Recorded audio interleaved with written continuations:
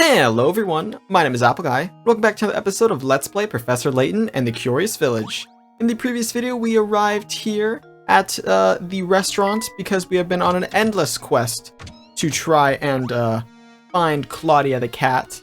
In today's video, I do hope we are able to succeed. Alright, we've talked to all these people, we can leave now. We need to look for more hint coins, of course. And I don't think we talked to this lady, have we? Tee-hee-hee. That guy gets so worked up, it turns red like a tomato. He looks so dumb. I bet that's one of the people he dislikes. That would be a logical guess, I'd say. There's something going on right here. That filthy jar reminds me of a puzzle I once heard. Very good introduction. Puzzle number 26, the bottle filled of germs. I'm not a germs guy. I am a germa guy, though. A glass jar holds a single germ. After 1 minute, the germ splits into 2 germs. 1 minute after that, the 2 germs each split again, forming a total of 4 germs. Continuing at this rate, a whole germ can multiply to fill the whole jar in exactly 1 hour. Knowing this, how long in minutes would it take to fill a jar if you had started with 2 germs? Alright, so this is actually a bit of a trick. So what we need to know is this information right here. Continuing at this rate, the single germ can multiply to fill the whole jar in exactly 1 hour, which means 1 germ will get us a filled jar in 60 minutes. Which means starting with 2 germs you'd think would lead you in half as much time. Not true, however.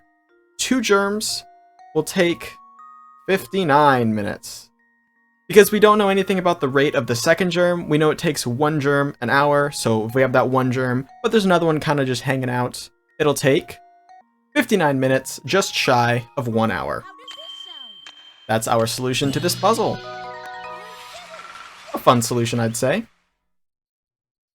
Let's read the answer. The answer is 59 minutes. It takes 1 minute for a single germ to split into 2. Therefore, starting with 2 germs instead of 1 only saves you 1 minute. There we go.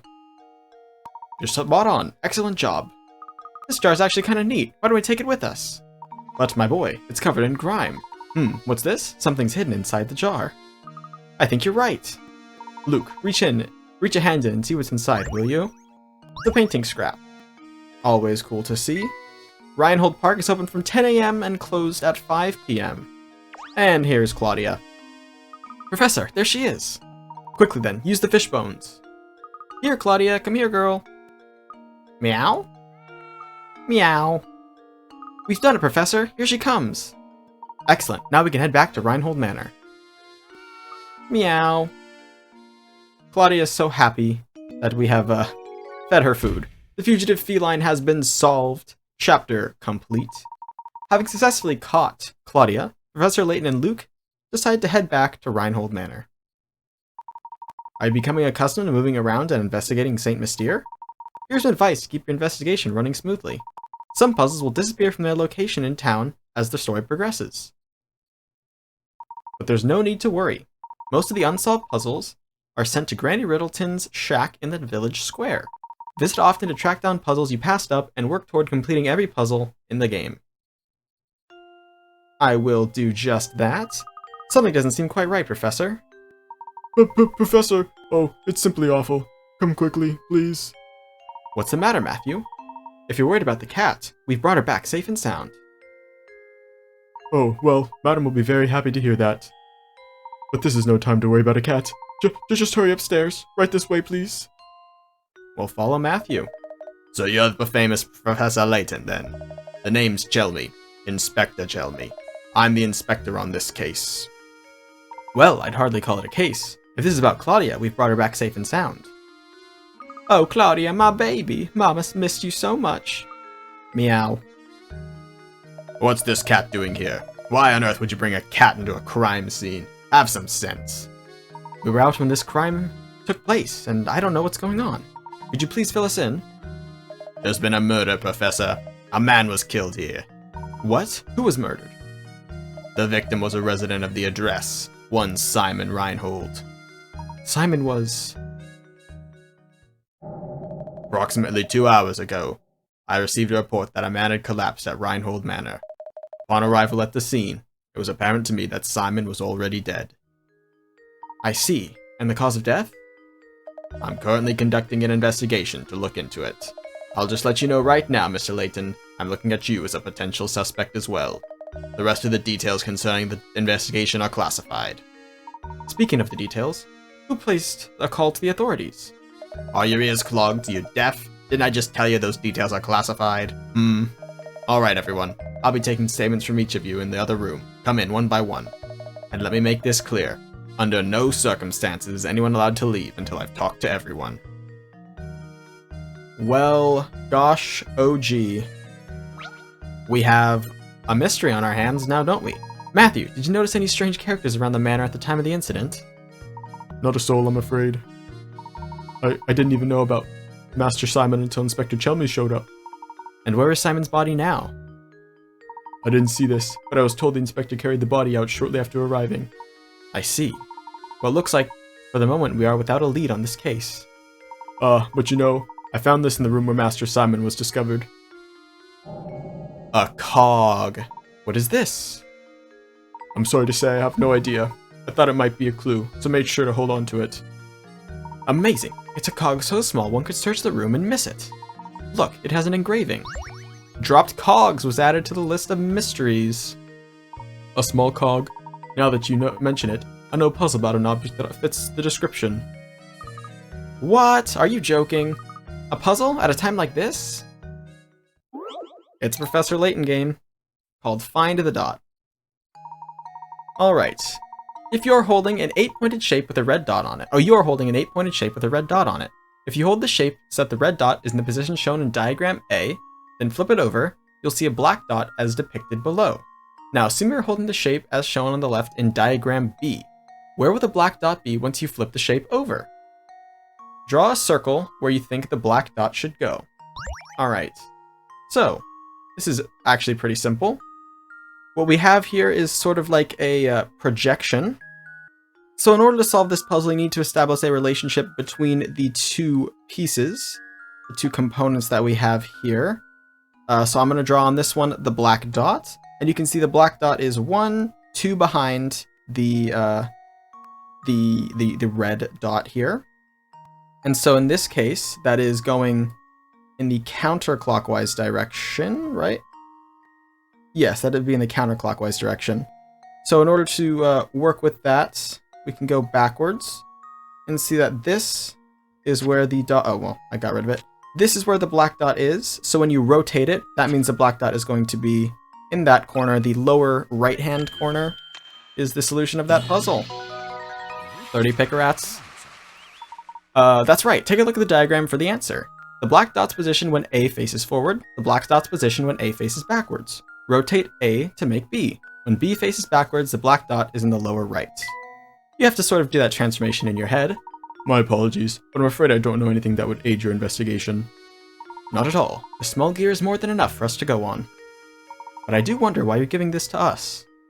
I believe you are a good man, Professor. I'm confident you will put this whole of a puzzle together. I appreciate the vote of confidence, Matthew. Alright. Oh, there's Chelmy. We'll chat with Chelmy in a moment. Imagine a murder in this very house. It brings a chill to my spine. It does. You're a detective, are you not? Do hurry and find the monster who did this. My good sir, I am no detective, but I agree that your concerns are certainly warranted. No one is safe until that criminal is behind bars. My sentiments exactly. I just don't understand it. Simon could be snide, but he wasn't the type to be hated. If the criminal was after my brother's fortune, I could very well be this fiend's next target. You have a point. If we narrow the motive to stealing the Reinhold fortune, there are a few potential suspects. Good gracious, you don't think something like this... You think I'd do something like this now? Simon and I got along very well. I'll have you know. He wasn't very close with Augustus, though. You know, all this talk of families has me contemplating a puzzle I once heard. Alright. Puzzle number 27, Bickering Brothers. 6 brothers have gathered around a table to eat dinner. Each of the brothers is prone to fighting with the sibling directly above and below him in age, and can't be seated next to either of them. Also, brothers 3 and 5 got into an argument the other day, and they refused to sit next to each other. The eldest brother, 1, has already sat down at the big table and is waiting for the others to start eating. Can you find a seating arrangement that will keep everyone from fighting with each other? We most certainly can. So going around the table, we can't have numbers touching that connect. So for example, 1 and 2 here, invalid solution, because this breaks the rule where the brothers is prone to fighting with the sibling directly above and below in age, which means at minimum 2 has to be some set of distance away. We also know 3 and 5 can't sit next to each other, which means we can't go 1, 3, 5, and then 2, 4, 6. This is an invalid solution right here, because 3 and 5 are next to each other. However, we can fix this pretty well just by flipping 5 and 6. Here we have 1, 3, 6, 2, 4... Oh, actually 4 and 5 break up, so we're going to have to switch them as well. 1, 3, 6, 4, 2, 5. That should be a valid solution. No brothers are next to each other that touch an age, and we also figured out that squabble from the other brothers. Good job. Sit the boys as shown, and there shouldn't be any trouble. The mirror image of the seating arrangement is also a valid answer. Finally, a meal in peace. That's true if you went 1, 5, 2, 4, 6, 3. Valid solution as well. Oh yes, so that's the answer. Thank you for clearing up that puzzle. We're still no closer to finding Simon's killer. I assure you, I had nothing to do with it, so please go out and find the real murderer. Of course. I understand your position. It appears I am a suspect too. I'll find out what I can. That's my Gordon Ramsay impression, by the way. Okay, Chumley, what you got? Is this everyone who was present on the site of the crime? I believe we are missing Ramon, sir. Ramon? Where is he and what on earth is he doing? Matthew, fetch Ramon at once. To be honest, madam, thinking on it, I've not seen Ramon for a few hours now. What? Don't tell me he was taken as well. No, hold on a moment. He's a suspect too. Perhaps he fled from the scene of his crime. Where could he be at a time like this? What if the murderer got Ramon too? Can we leave yet? Wait a moment, Luke. Yes, Professor? There's something I'd like to discuss with Lady Dahlia. It shouldn't take long at all. Okay. Should we have, the butler help us? Hey, where'd Lady Dahlia go? I believe Madam has retired to the adjoining room to relax on her own. She's a strong woman, but it's only natural she needs to rest after a terrible event like this. Very well then. Would you please let her know I have something I'd like to talk to her about? But of course, Professor, please wait here. Lady Dahlia might act like an ice queen, but I guess I skipped it on accident. Luke, if you ever wish to become a true gentleman, you need to start showing a little more sensitivity. Oh, of course, Professor. I apologize. That was wrong of me. Madam will see you now. Just head back through the doorway on the left. And we shall. And by shall, I mean shall interact with all sorts of things to try and find puzzles, and we'll talk to Lady Dahlia. Lady Dahlia, I have a deep suspicion that this murder is connected to the mystery of the golden apple. What? It's too early to say for sure, but I think it's highly probable that the two matters are linked. And you think that Ramon is somehow involved in all this? Potentially, yes. However, as of yet, we don't have any information to draw any solid conclusions. I see. If that's the case, I have a request for you, Professor. Find Ramon and bring him back here to me. It sickens me to think that I'm being considered a suspect in this brutal crime. I must prove my innocence at once. As you wish, Lady Dahlia. We will ask around town to see what we can find. I appreciate your help, Professor. Well then, I'll be awaiting the good news in the parlor. Alright. That kicks off Chapter 3, The Missing Servant. Comb St. Mystere for clues about Ramon's disappearance. We will not be saving our progress because I am recording. Take a peek at this picture. What a lovely photo. Hey look, it's we don't know who that old lady is, but that's, I believe, Granny Riddleton. Look at this picture. Look at this photograph. What is it, Professor? Oh, isn't that Lady Dahlia? She's holding a baby. Every time I do, it makes me laugh. I'm just kidding. The baby must be Baron Reynolds' daughter then. Flora was her name, isn't it? Gosh, what a cute baby. Luke is constantly hitting on Flora. Why? He sees the photo. Hey, Professor, who's the pretty girl? Sees the baby. Gosh, what a cute baby. Chill, Luke. Chill. Lady Dahlia hasn't changed much, has she? You know, Luke, they say true beauty never ages. I suppose so, Professor. But even so, it makes me wonder. Maybe we can ask Lady Dahlia about it. Huh. Good observation, Luke. Wonderful observation. Pardon me, but we happened upon an adorable picture of you and your daughter Flora a moment ago. I beg your pardon? The picture of you holding a baby, the one that sits in the next room. I'm sorry, but you must be mistaken. I've never had any children. Huh? My apologies, madam. I must have been mistaken. At any rate, time is of the essence here. Go find Ramon and bring him back, would you? If that's not Lady Dahlia in the photograph, then who on earth could it be? I think we'll do well to ask the butler a few questions. Perhaps he can clear this up for us. Shall we? By the way, Mr. Layton, I hear you're something of a puzzle connoisseur. This puzzle was popular in London when I left. I wonder if you have what it takes to solve it. I do. I know I do. Puzzle number 29, 5 suspects. 5 suspects are called into police headquarters for questioning. They give the following statements. 1 of us 5 is lying. 2 of us 5 is lying. I know these guys, and 3 of the 5 are lying. Don't listen to a word they say. Out of the 5, 4 of us are lying. All 5 of us are dirty, rotten liars. The police only want to release the suspects who are telling the truth. How many people should they let go? Gosh, OG. How many should they let go? Well, in order to solve this puzzle, we have to analyze the possibility of this being true. 1 of us is lying, 2 of us is lying, 3 of us is lying, 4 of us are lying, and 5 of us are lying. We have to figure out which of these are mutually exclusive. We want to get rid of the one that isn't possible, or the one that is possible when all the rest of these aren't, if that makes any sense. 1 out of the 5 is lying, 2 out of the 5, oh, numbers is hard, 2 out of the 5, 3 of the 5, 4 of the 5, and 5 of the 5. If 5 of the 5 is lying, that's just straight up not possible. If everyone is lying, then this last one, E, is telling the truth, which just isn't possible. He's a liar. Just get rid of it. 1 of us 5 is lying. Okay, so E is a liar. 1 of us 5 is lying. Okay, well, we know from E, we know E is a liar. So, okay, 1 of us 5, 2 of us 5, that's all possible. Okay, 1 of the 5 of us is lying, meaning solo mentally, only 1 person is lying. This is what this says, 1 and only 1. Well, that's a lie. Because, oh, hold on, wait, no, we don't know that's a lie yet? No, okay. We know 1 person is lying for truth. Okay, and by saying 1 of us is lying, that's a lie. So, false. 2 of the 5 of us are lying. Okay, well, yes, there are 2 people lying, and you're saying only 2 people are lying. Fair. But that means you're lying too, doesn't it? It certainly does. Liar. 3 of the 5 of us are lying. Yeah, well, there's 3 people right there. Only 3 of them are lying, and you're saying now that's not true. 4 of us are lying.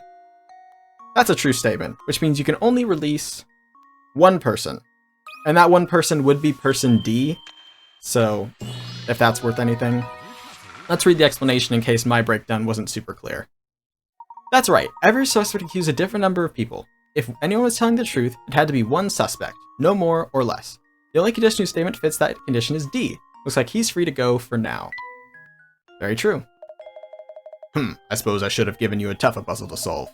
You'd best use that brain of yours to find that golden apple everyone's a buzz about. I will do just that, shall we?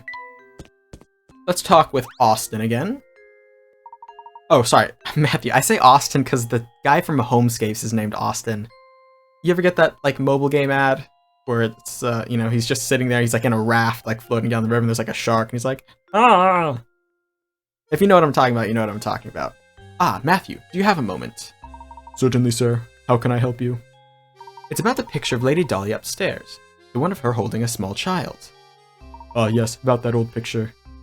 That's not Lady Dahlia, I'm afraid. It's a picture of Baron Reynolds' former wife. But I certainly understand why you'd mistake one for the other. They were virtually identical in their appearance, their gesture, and even the way they moved. So that photo isn't of Lady Dahlia, but of an earlier wife of the Baron. Wow, imagine finding someone that looks that much like you. What are the odds? Is there a chance the 2 were relatives of one another? I've never heard of anything to suggest as much, sir. It just happened one day. The Baron arrived home, and at his side was Lady Dahlia. I'm sorry to say, that's all I really know about the matter. Not at all. You've been most helpful. Thank you, Matthew. How odd. The more I hear, the stranger the whole affair starts to sound. Lady Dahlia is now officially a mystery in our mystery book. Hey, how's it going? I guess they just let the cat out now. Wearing some sunglasses. Those are important sunglasses. Those are regular glasses. These are Simon's glasses. But how on earth did they end up here? This could be a clue in the investigation. I think it's best if we brought this to Inspector Chelmy. What's the matter, Mr. Layton? Inspector, take a look at these. These glasses belong to Simon. We found them out in the garden. What the? Huh, imagine they simply fell off the body when it was being carried out of the village. There's no way out of the village, Chelmy. Besides, if you have enough time to manage the village lost and found, shouldn't you be searching for the Reinhold inheritance or whatever you're supposed to be doing? Of course, if you continue to interrupt my investigation, I have some ideas about what you can do. My sincerest apologies, Inspector. I don't like that Chelmy one bit.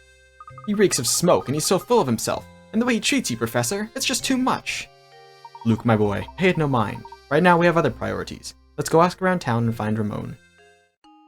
And that's exactly what we'll be getting up to in the next video, ladies and gentlemen. I want to thank you all so much for watching. If you have enjoyed, please hit like and subscribe, and tell your friends on my channel if you think they would enjoy it. It means a lot to me when you guys bring videos around. In the next episode, we'll be heading off back into St. Mystere to search for the lost Ramon. I'll catch you guys all back here next time for that. Until then, as always, take care.